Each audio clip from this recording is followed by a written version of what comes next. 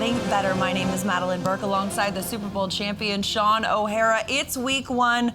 The Giants went down to the nation's capital to face the in-division Washington Commanders, fell with a final score of 21-6 in favor of the Commanders. Shaun, obviously watching this one, it's tough to get a loss out the gate in the division in week one, but the offensive struggles were the headline. Yeah, Madeline, we were ripping and tearing, ready to go for this season. We saw all these points and all this production offensively in the preseason, and then against Washington, it just came to a screeching halt. Yeah. 6 points, not enough. So this was a very disappointing performance offensively. To not be able to punch the ball in early on in this game, they're down 7-0. They are on the 1 yard line, first and goal. You got to punch that in. And I think that was settling for a field goal there. I think that really kind of thwarted all of the momentum. But offensively, they just never looked comfortable. First down production was very abysmal. And I thought they struggled to really run the football. So a lot of improvement needs to be handled up front. Obviously, they've got to block better, both in the run game and the passing game. But offensively, it felt very frustrating. It felt like Russell Wilson was hurried, felt like he wasn't comfortable in the pocket, and it just felt like they were just not in the rhythm that we saw from the preseason. So that I think was frustrating. Defensively, there was just no answer for Jayden Daniels. And really, it wasn't even just his arm, his legs. They did not have an answer for it any time he wanted to scramble. If it was man coverage, he would just run for a first down. In zone, he was picking them apart in the middle of the field. And I thought defensively, I thought they would have a better game plan for trying to stop Jayden Daniels. Look, he was their leading rusher last year, 891 yards on the ground. So they knew that he was going to be able to throw the ball and hurt them with his arm. But the legs going into it, you know that he's going to have some sort of package and some design runs. And they just could not seem to slow him down at all. I mean, going back to the offensive point, though, the Giants, as you mentioned, the preseason really showed up with the points. 107 total points in 3 preseason wins, finishing with 6 points on the board today, not being able to execute a touchdown. The first thing that kind of surprised me, it felt like in the preseason, the screen game was really working for the Giants. We didn't really see a lot of that. And also the short yardage struggles, not just at the end of the first half, but also at the end of the game. Why were those situations not working out in the regular season? Well, I'll always blame the offensive lineman up front. Whenever you're in short yardage, when you're on the 1 yard line, that is a tough yard to get, but you've got to get a surge. You've got to get pushed. You've got to knock those guys back. And we saw on a couple of run plays, look, Cam Scatterbo got stuffed in the backfield. They actually lost a yard on the goal line. I think that is a point of emphasis going forward. We've got to control the line of scrimmage. They've got to do a better job firing out and knocking people back, and then in pass protection as well. But you mentioned it, the screens, they weren't necessarily there. I thought in the first half, they really didn't do a good job staying on the field and getting that rhythm and being out there and kind of finding that production as you go along on the drive. So the fact that they didn't convert a lot on third down, look, I think they had under 79 yards of total offense in the first half. So that I think was frustrating.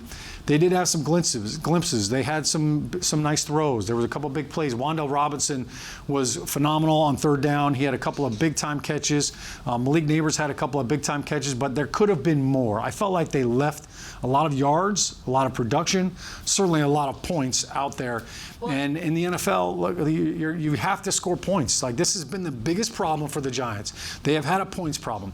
For the last 2 years, they've averaged 15.8 points per game. It's been the worst in the NFL, and this is the problem that we thought was fixed because we saw 107 points in 3 preseason games, but it reared its ugly head again on the road. Well, and you mentioned, too, that the Giants left a lot out there, but Washington really left the door open in a lot of ways. I mean, the Commanders had 12 penalties for 89 yards. That was leaving the door open for the Giants to take opportunity. Yeah. The Commanders, at the end of the first half, Jayden Daniels has that intentional grounding penalty that results in a loss of down and the clock running out. So the Commanders, who are within 5 yards of the goal right there, don't get to score. The Giants get the ball to start the second half and aren't able to capitalize on those moments. So I think that both things can be true. They got a couple of gifts there. And that play right before the half was huge because they were going to kick a field goal, get 3 points.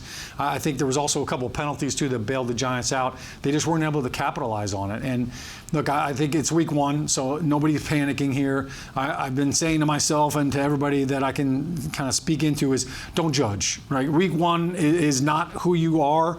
It's not your season. It's the first game. It shows you a lot of what you need to work on. Yeah. But there were moments where you felt like the Giants, okay, we're back into it. They scored when they kicked their second field goal. And Graham Gano, banged another 50-yarder, so kudos to him.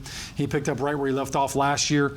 But there was some energy, and all of a sudden the defense came alive. So, look, as much as I talked about them not being able to stop Jaden Daniels as a runner, they got after the quarterback, and we'll talk about that later on in the show. But they harassed Jaden Daniels, they got to him, and they took him down. Brian Burns was almost unblockable at times, and I thought he had a really good game.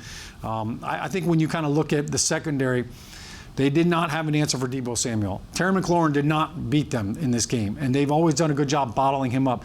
But Deebo Samuel and Zach Ertz in the middle of the field, those deep crossing routes, and Zach Ertz kind of in that zone defense, that was something that Jaden Daniels really kind of picked apart, and he was very decisive. I thought he was very surgeon-like in the way that he kind of picked those layers apart in the zone defense. Especially, too, early in this game in the first quarter, Giants linebacker Micah McFadden was carted off the field with his right leg in an air cast. He was ruled out of the rest of the game with a foot/leg injury. We did see him later standing on the sideline with his foot in a boot, so that is a positive sign that he was back out there with his teammates. Remains to be seen the certainty of that injury, but a big loss for the Giants defense. And then, of course, we mentioned Russell Wilson under pressure a lot today. Andrew Thomas, the starting left tackle, who has been coming back from Lisfranc, was in practice this week at times, was not ready to be playing in this game just yet. So, of course, that's a player the Giants are going to be looking to get back on the field. Andrew Thomas not having him out soon. there. He's your best offensive lineman. That was definitely a huge blow. I thought James Hudson played a heck of a game. He did have one holding penalty in that. But to your point about Micah McFadden, we all hope that he's okay. He's been an unbelievable player for the Giants last year. He was the heart and soul of the defense, especially when Bobby Okereke went down. But on that drive, as soon as Micah McFadden left the game, Darius Moisau comes out, and they hit Zach Ertz on a touchdown. So they certainly went after that linebacker after Micah McFadden exited. Absolutely, absolutely. For more on this one, let's send it down to the field where Paul Dottino and Howard Cross are standing by. Paul and Howard, you guys saw the game from the field. What were your impressions of this one? Well, indeed, as I'm sure you've already talked about, it was a tough one here for the Giants down in Washington. And I think, Howard, the one thing that sticks out like a sore thumb for me is the slow start. No matter how many times the Giants talked about getting off to a better start, once again, things were not good. They have combined in the first half over their past 4 season in openers, being outscored 67-6. And that is just not something you can do and expect to win a football game. Well, you got to think about what was contributing factors in this game specifically. In this game, you have a couple drops in untimely spots. Going in at the end of the first quarter, Theo drops a pass out here on the side. If he catches it and goes in, it's a touchdown. The drive continues into the second quarter, and they're down in the end zone. Malik Neighbors, unfortunately, drops a pass. There was a penalty on the play. They drop a pass in the end zone. Right there, the game is down 7-7, and it's not as so seeming like it's out of reach. They come down the field again later on in the game. They drop a couple passes in opportune moments. If these guys catch the ball and keep, it keeps drives alive. It keeps making plays. They didn't have a lot of penalties. They did get a lot of hits on the quarterback, but they gotta catch the ball. And that's going to make everything else that they're doing work better. All right, now is that more mental? Because I look at this in Super Bowl 46, the Giants are 2-12 in season openers. Now, a lot of these guys haven't been here very long, but is this a mental block? It's not a mental block. They got to get ready. They got to be prepared to play. A lot of things kind of maybe threw them off. The late flight, sitting on a plane for 5 hours yesterday before we left. All kinds of other things, getting here really late. But when you come to the field, everything's left behind and left in the locker room. It's time to go play. You got to be ready to go. And today, some of the guys, unfortunately, just weren't ready to go. Yeah, I know that plane ride had all of our backs very stiff. What about the play in the trenches? I didn't think the offensive line nor the defensive line came out with that extra vinegar that they needed to. I thought the offensive line was going to play better. They played better all preseason, but maybe they were playing against a lot of backups because when they come out and played against the guys that started the game, they looked way different. I mean, they couldn't get anything going in the run game, and that's what you got to do offensively. You got to run the ball somehow, some way, and you can tell that the respect that was being given because now they're starting to play press on the outside. You're not running the ball. We're going to play press on the outside. We're going to dare you to try to throw it. We want to see you do something. And defensively, Dexter Lawrence didn't get a lot of reps in preseason. He didn't get a lot of reps during training camp. He was injured. So he's coming in the game expected to play 9 plays in a row. Right. Not going to be able to do it. Everybody else has got to pick it up and make plays. Losing McFadden early in the game, also a big factor. All right, final thought, Howard. Big plays, something we've talked about on both sides of the ball. I want to give you some numbers here. It was 14-6 with 12 minutes left in the game. Now, the Giants had not done a very good job of getting their own big plays. They had only one of more than 10 yards in the first half, and that was a problem. But then defensively, they give up a 9-play, 80-yard drive to make it a 2-score game, and on that drive, they gave up 6 plays of at least 10 yards. That was so critical. What was more critical was that Washington was trying to give the game to the Giants. They kept getting penalties. They kept pushing themselves back. They'd make a play and they'd go back, 10 yards, sometimes 15 yards, and then the Giants would give up a 12-yard play or 15-yard play. And that was breaking their back. You got to find a way to make those stops. You got to get to your guy, get him on the ground. They sacked Jalen Daniels a few times, but when he decided to run, there was no answer for it. All right, final thought, Howard. How much air does this take out of the balloon? There's been so much positivity around the facility all throughout August. This is certainly going to hurt. It's going to hurt, but it's going to also give them something to teach from. They're going to learn. They're going to see a lot. There's going to be guys going to be saying, Malik Neighbors will say, I can make that play. Theo Johnson's going to say, I can make that play. That's going to make a difference. Some of the blocks are going to be like, hey, look, I got to take one more step and I'll get that guy. And there were some runs that, quite frankly, they ran into the back of the blockers instead of like head up looking down the field. And of course, Russell Wilson's going to say he can make more plays in a positive way and get guys going. From a defensive standpoint, their defensive line has got to get to the quarterback, and when they get to the ball carrier, they got to get him on the ground. You're not going to face a running quarterback like that every week. Thank goodness you're not going to face a quarterback like that every week.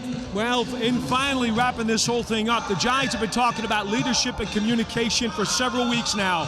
Madelyn, Shaun, they will need that leadership to step up and communicate as they try to get things right facing the Dallas Cowboys next weekend. Let's go back to you guys. Absolutely.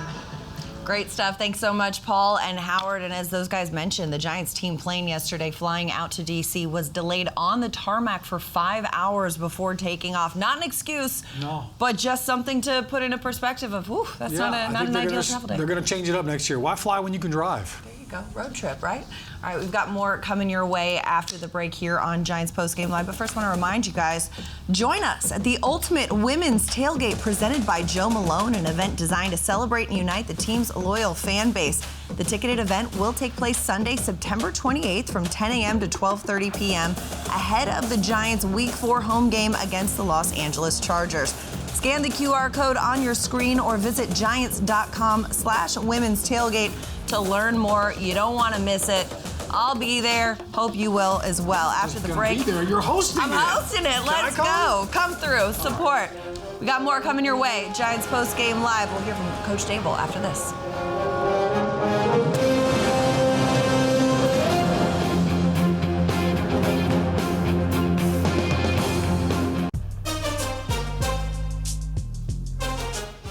Welcome back to Giants Postgame Live. Time for your player of the game presented by HCL Tech. Supercharging Progress, the official digital transformation partner of the New York Football Giants. Player of the game, Week 1 at the Commanders, Brian Burns. 2 tackles, 4 assists, and 2 sacks. He's got his 7th career game with 2 or more sacks as Brian Burns getting after the quarterback.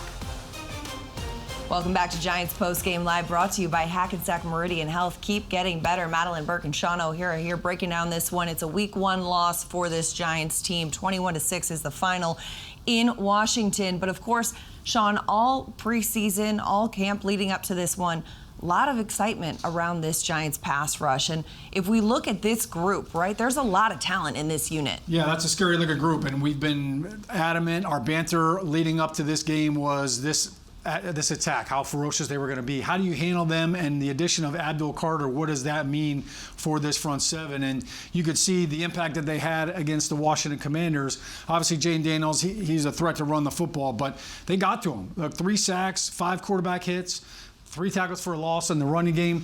I thought that they did a good job of getting to the quarterback and getting him down. Too many times we've played against Jane Daniels and not gotten him down. Yeah. Missed sacks, missed opportunities. He's elusive. But Brian Burns, as we talked about, the player of the games, he had 2 sacks in a matter of about a minute right here. Burns also went to the sideline, got his ankle taped up, right back in the game and making an impact. Yeah, Spider-Man just got a little tape job right back in there. But Burns was an impact player, no doubt about it. He was harassing the quarterback, and he got to him. The 2 sacks right here, as you see, the 2 quarterback hits. He also created a holding penalty against the right tackle, the rookie, Josh Connerly, their first-round draft pick. So he was harassing Jaden Daniels. He was in the backfield. He was definitely a force up there, and I also thought he did a good job in the run game as well. So those are some of the things that don't show up on the stats, but Brian Burns has definitely showed that he is one of the leaders on defense, and he's a physical player. He's tough to handle. Yeah. As the game progressed, Madelyn, I thought they really tried to chip him a lot. So now all of a sudden you saw some more tight ends in there hanging in, running backs coming over to give their young tackle some help. Well, there was a lot of excitement about what to expect from Josh Connerly, right? But as a rookie, it is tough to, get your first NFL game action against a veteran player like Brian Burns. But another player who stood out too, a lot of anticipation around Abdul Carter. First of all, we got to look at this. 2024 season, coming out of Penn State. This is what he did. This is why this man was the number 3 overall pick. So now as we go to this week at Washington, half a sack, he split with Kayvon Thibodeau. Who Kayvon has also been working on finishing because he was frustrated with the amount of half sacks he had last season. But Abdul Carter, for a rookie, what did you see from him? Well, I saw versatility. I saw him lined up everywhere. He was lined up outside against the tackle. He was standing up over the center. He was in coverage sometimes as well. So I thought he made a big impact defensively. He was very explosive. He also caused a holding penalty against Laramie Tunsil, who's a Pro Bowl left tackle. So he showed that he's got some unbelievable acceleration, great step off the snap. And as a rookie, he didn't look like one out there. He wasn't one of those guys where you said, oh man, he's still trying to learn how to play the game. So I thought he did a good job defensively. He also contributed. How about on the punt team? First of all, special teams. This man comes after Tress Way is kicking a punt. Abdul Carter gets in there, puts a hand on the ball, and the punt travels, 31 yards after that? Yeah, great play by him, great hustle, coming off the edge, getting a piece of the ball. He knocked the punter down, which is okay once you touch the ball, but definitely made an impact in his first game. I think there's a lot more that he can add to his game, and I think as the games progress, look, you're going to get a lot of those sacks and a lot more of this production later on in the game, when the game's on the line and the other team's trying to throw the football a little bit more. So Abdul Carter, he definitely made his presence known in his very first game as a New York Giant. To the half sack, I know there's been a lot of banter about the haircut. Or does this count? Is he going to get it done? That's what I was going to say, because Abdul Carter did tweet out after the first week of the preseason. He said, hey, apologies if you see me around here looking a little rough. I'm not getting a haircut until I get my first sack. So as we can see, here's the tweet that he sent out on August 13th. So we got to ask Abdul, I don't know if we get Paul Dottino in the locker room on the case or what it is, but does a half a sack count? Do we see... I think it counts. I think you give it to him, and you know what? He got there. He finished it off. I think this is a win for Abdul Carter. I think it's a win. I think it's a win. Time to go to the barbershop. Time to go to the barbershop, and we're going to go to break, but we've got more to come, including we'll hear from the head coach, Brian Daboll, after the break. Stay with us here on Giants Postgame Live, brought to you by Hackensack Meridian Health. Week 1 in the books. It's a loss for the Giants, but a lot to take away from this one. More to come here on the show after this.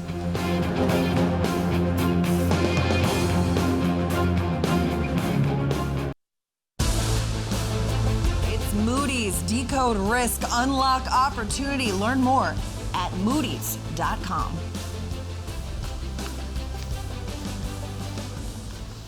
Welcome back to Giants Postgame Live, brought to you by Hackensack Meridian Health. Keep getting better. Madelyn, Burke, and Shaun O'Hara breaking down a Week 1 loss at Washington. Shaun, of course, a big change. We saw Mike Kafka back on the play calling on the sideline.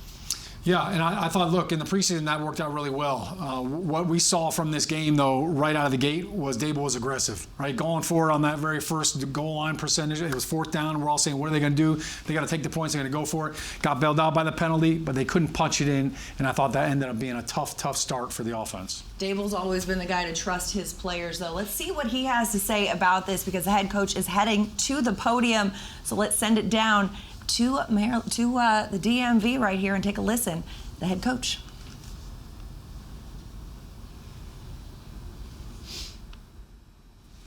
To Washington, they played a good game. I thought there was times we did some good things, but obviously not enough. Offensively, 6 points. It's tough to win a game.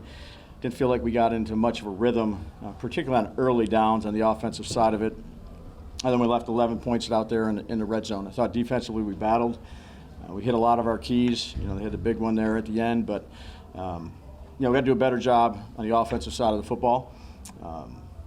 Players, coaches, everybody. And then in the kicking game, I thought we did some good things there, but again, certainly not good enough. Tough game, good week we had, and give them a lot of credit. And just bottom line was not good enough.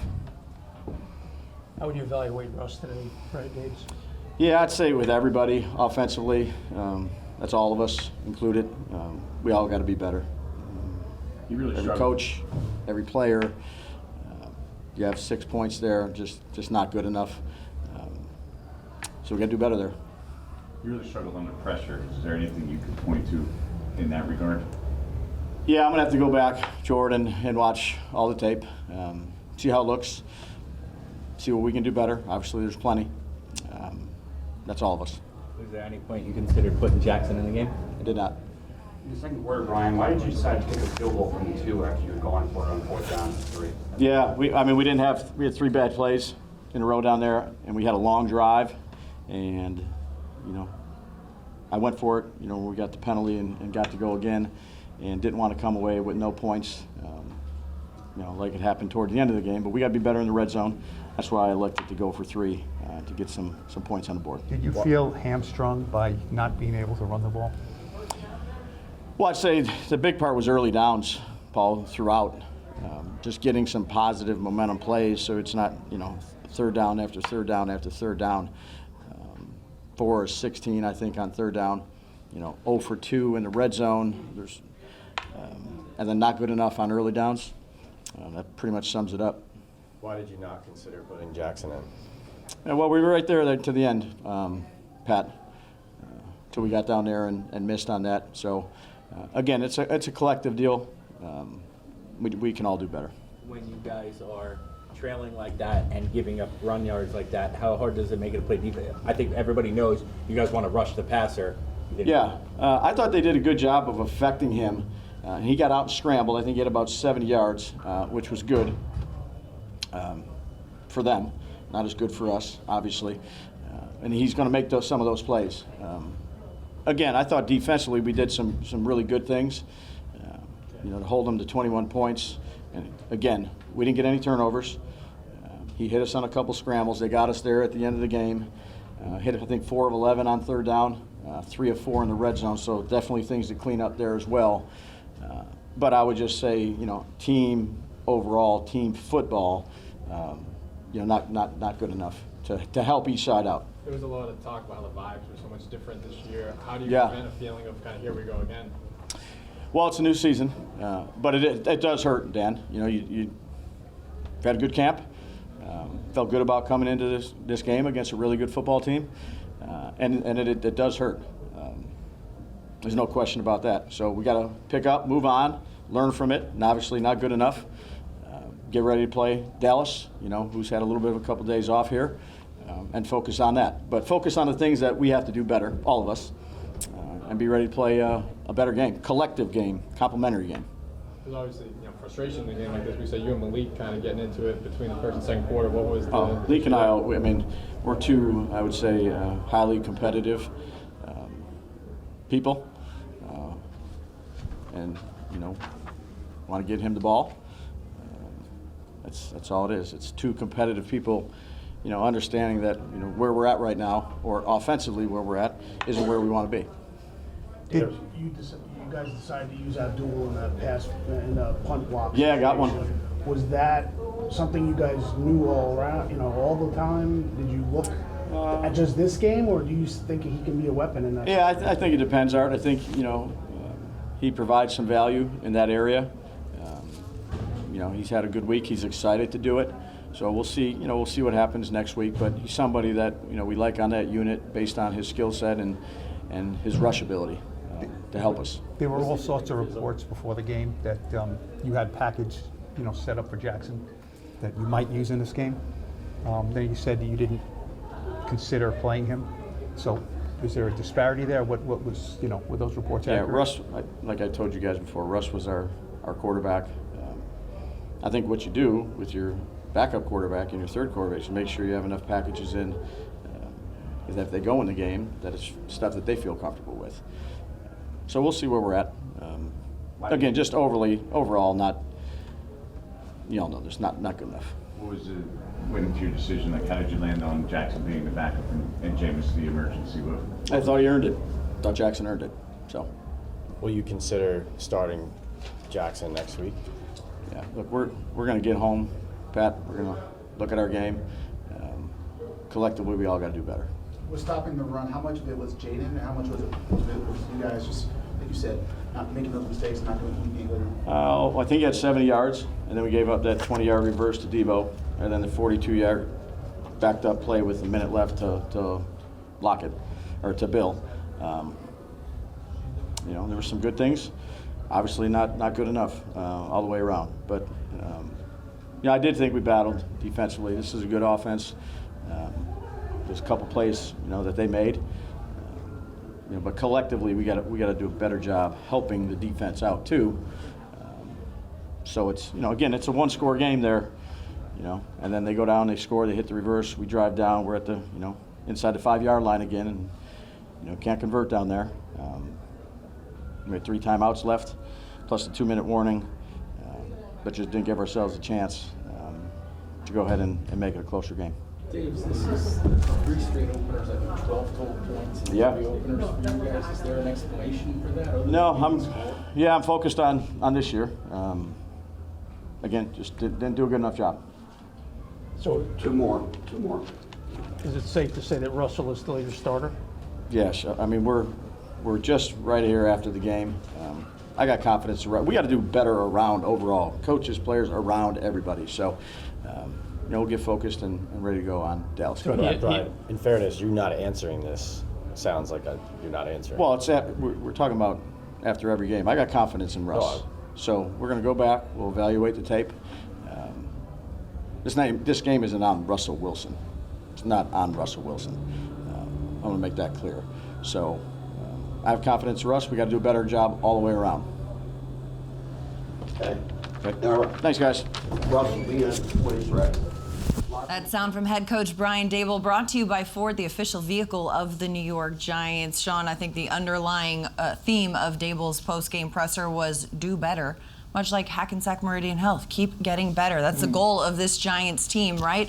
But, of course, a lot of questions about the quarterback play. And he said, I have a lot of faith in Russell Wilson. This game's not on Russ. No, and I think he handled that really well. Look, you're going to get the questions because Jackson Dart looked good, and he's a first-round draft pick, and so everybody's going to be looking to put him in there. Look, this was not a quarterback loss. This game was not lost because Russell Wilson did not play well or they need to make a change. We didn't block well, and the Giants need to do a better job up front. He talked about being down there on the goal line, and we had 3 bad plays in a row. You can't have that. You can't have 3 bad plays on the 1-yard line. And one of them was a run play. And look, he's a rookie, Marcus Bowe. All right, he was playing tight end. All right, he's a rookie offensive lineman playing tight end. He's probably never done that before in his life. And he was laid off the ball, and he got beat right away. So the run play blocks Cam Scatterbo. Well, Cam ran into him because he missed his guy, and he was down on the ground. But those are plays that you've got to clean up. Some of it's week 1 sloppiness, but you can't blame the quarterback when you don't run the ball well, and you can't blame the quarterback when they're not blocking well in a passing situation. So, look, I think they have to do better up front. They can do better, and I think that's why the overall theme there with Daboll and the feeling, like he looked like a parent that was just disappointed in his kid. I expected more. I'm not mad. I'm not angry. I'm not upset. I'm just disappointed because I think he thought that there was going to be better. He thought the blocking was going to be better. He thought the offense was going to be better. He thought there were going to be more points. And he's disappointed because it didn't come to fruition. Right. It wasn't because of one player. It wasn't because of Russell Wilson. And it doesn't matter if you put another quarterback in. If you can't block people, it doesn't matter who the quarterback is. So we've already been through that narrative. We've seen that movie before. Right. But look, this is the way it is. That's, as a head coach, you're going to get those questions. I think for them offensively, we've got to do all the little things right. Yeah. And first down production is so crucial. They were in 3rd and long, 2nd and long, way too much. And that puts too much of an onus on the passing game. Right, and as a Super Bowl champion offensive lineman yourself, you understand the value of having a strong offensive line and what that does and how much pressure the quarterback was under. Even that deep pass that Russ completed to Malik Neighbors, he got pummeled on that one too. So you want to protect the quarterback for the longevity of the season. All right, we've got more to come on the show, but first I want to remind you all, Giants fans, bring your friends, family, and neighbors out to run the Giants Foundation 5K and Kids Run presented by Quest on Sunday, October 26th, and finish in the end zone at MetLife Stadium. Just scan the QR code on your screen or visit giants.com/5K for details and to register. Shaun, you running in this one? I scanned already. I'll be there. I started stretching last week. Active stretching. Let's go. We got more to come after the break. We're hearing from Russell Wilson. Giants Postgame Live continues.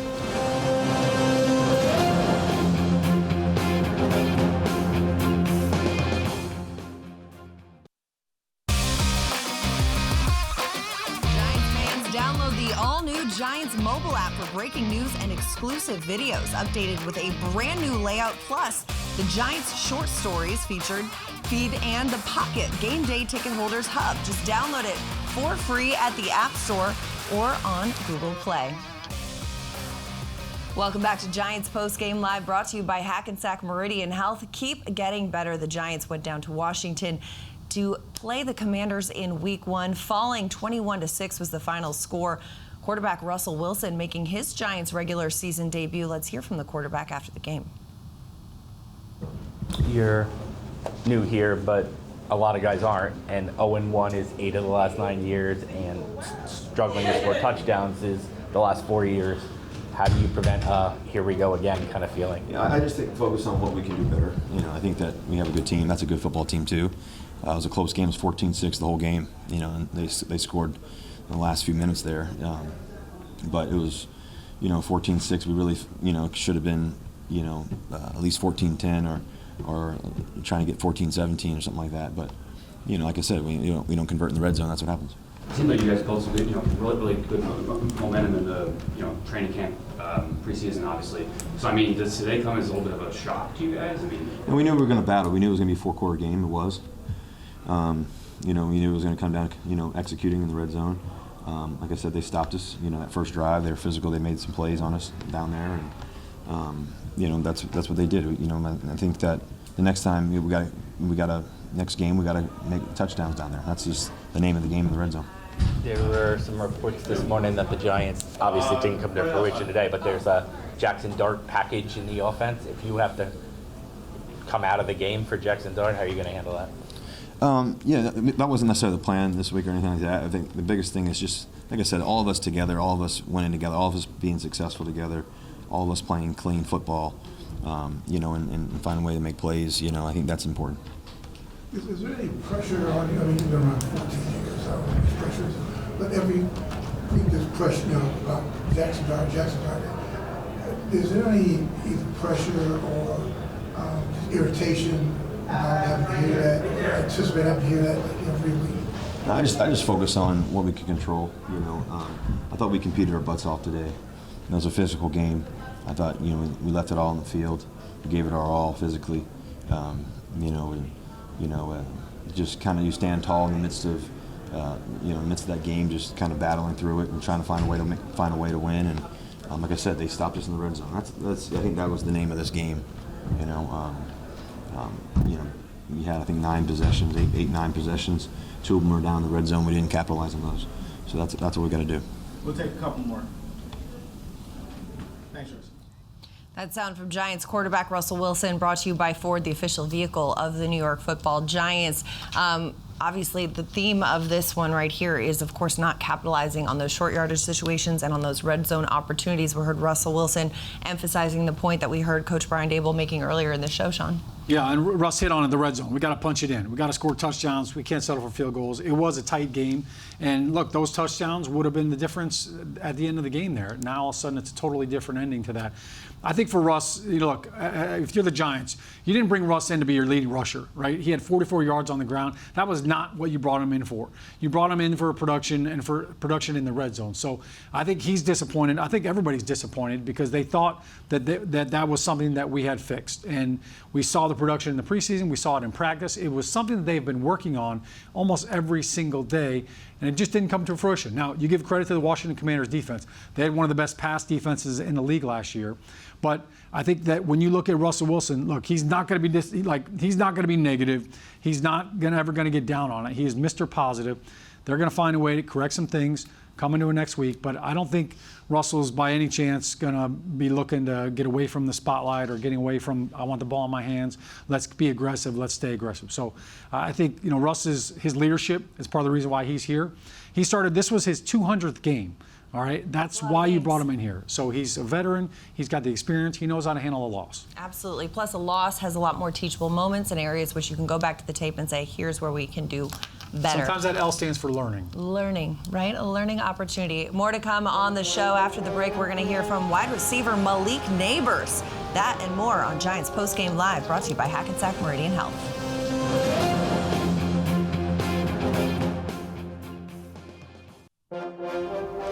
Welcome back to Giants Postgame Live, brought to you by Hackensack Meridian Health. The Giants had a Week 1 division loss at Washington. 21-6 is the final score. Let's head down to Washington to hear from wide receiver Malik Neighbors.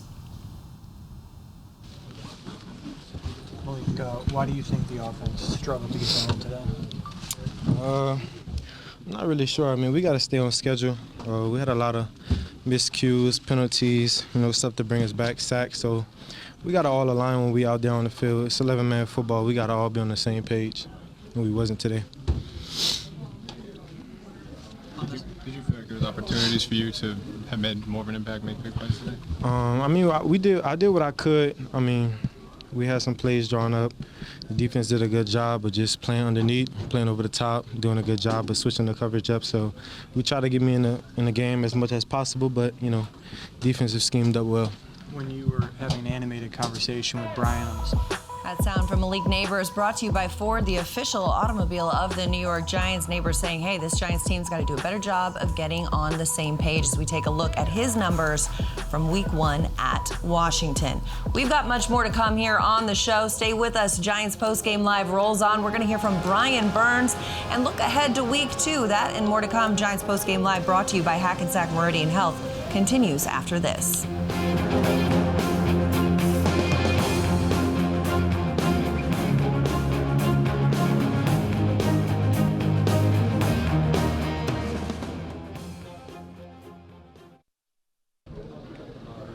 Dex, what did you think of the defense's performance? I think we played well in the areas. We just gotta tackle. I think that's the biggest point. That we got him in a lot of third and longs, and we got to contain. We knew coming to he wanted to run the ball. We got to do better than that. They just play well, and we got to do better and get ready. Overall, it feels kind of like a similar script to what we've seen before, where defense kind of plays well, maybe some missed tackles, offense struggles to get in the end zone. I know with the fans, it's a here we go again. How do you avoid that in this locker room? I mean, that's not our mindset. We bleed together. We ride together, and the game just didn't go our way today, and we got to get ready to play Dallas and beat them. How did you feel as your first time playing, obviously in a long time? I got in my flow a little bit, second half a little more. But it wasn't good enough. I got to prepare to go be better next week. And I think that's the biggest thing, you got to, keep working on your improvement, no matter where you are in the stage of your career or, after a game or, if you have a great game, you got to keep improving, and that's how you don't limit yourself. Were you on some sort of pitch count? As Dexter Lawrence, brought to you by Ford, the official vehicle of the New York Giants. We heard Dex talking about how, his limited availability during training camp and the preseason kind of affected his ability on the field today. He said, you know what, I was getting a little out of my rhythm. And you saw, too, as the Giants defense, as the game wore on, that fourth quarter drive, I mean, it was 14-6 with 12 minutes left in the game. And then there was that long drive where Washington had a few long completions in there. Did you see kind of the defense running out of gas in this one? No, I think conditionally they were fine. I didn't think that it was like, oh man, I saw a lot of hands on the hips out there. It wasn't that. It was that they definitely did not get off the field. They had a couple of second and longs that they give up a big play, and third and longs where they could have had a chance to all of a sudden, hey, get off the field, get the punt team out there, and now that keeps them fresh. But look, I thought Dexter Lawrence did everything he could. When you look at Dexter Lawrence, like, he's not the kind of guy that's going to chase down Jaden Daniels, right? Jaden Daniels can run. He's a mobile quarterback. So we've seen him do that before. Look, he's quick like a cat, but I'm not going to take him in a foot race with Jaden Daniels. So I think he brought up the point about tackling, and that's always one of the concerns in week one and even into week two is the tackling, because it's something that you don't get a lot of reps in the preseason. You don't do a lot of it in practice. You only have a couple of games to really practice the tackling. So I think that's something that always gets cleaner, and there's always a lot of improvement from week one to week two in the tackling department, and that's something they can certainly do. Tackling is something that Dex said, hey, we've got to get better at. Somebody who did have a few of those and ones that mattered, a couple sacks in this one, Brian Burns. Let's send it down and listen to Spider-Man. Brian, I know the result is not what you wanted, but as you come off the field, what is maybe the thing that concerns you the most, or the most disappointing thing about this game today for you? Most disappointing is really just not getting the job done. Felt like the whole game, it was just like right there, but just a little too far for our grasp. Like I think we kept them to 14, basically the entire game to the middle of the fourth.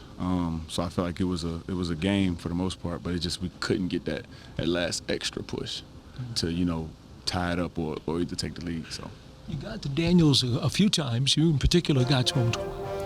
As Brian Burns, brought to you by Ford, the official vehicle of the New York Giants. We've got more show to come. We're going to look ahead to week 2 as Giants Postgame Live, brought to you by Hackensack Meridian Health. Keep getting better continues after this quick break.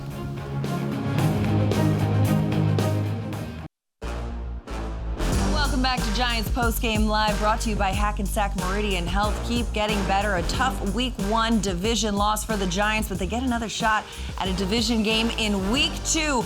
The next game headed out to Dallas. The Giants taking on the Cowboys Sunday at 1 p.m. Shaun. Yeah, I love the week 2 matchup right here. You get back-to-back divisional games, a great opportunity for the Giants to get back to 1-1 in the division and overall record. And look, it's not getting any easier, right? I mean, when you look at what they're facing in Dak Prescott now, obviously they lost 24-20 on Thursday Night Football in the season opener against the defending champion Eagles. Man, it hurts to say that.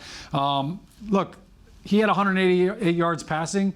There's probably 100 yards out there because of CeeDee Lamb's drops. So he actually started out really good in week 1. He's not as much of a threat with his feet, Madelyn, so it's going to be much more of the passing. But think about this. He already had CeeDee Lamb. They added George Pickens. So that's going to be something that the Giants are really going to have to do a good job of plaster coverage. And I thought the offensive line did a good job for Dak Prescott as well. He was not sacked one time against that Eagles defense. A little bit of a different defensive threat from the Cowboys, right? Of course, losing Micah Parsons, trading him to the Packers. Different defensive pressure, but another game that the trenches are important, Shaun. Yeah, no doubt about it. The Cowboys' offensive line is doing really well. I think the Giants have to step it up. They need points. You're on the road again for the second week of the season. Yeah. You got to run the football, and you got to play great defense. And like Brian Dable said, got to keep getting better. And we will be here just like this week, every week, for Giants Postgame Live immediately after the game. For Shaun O'Hara.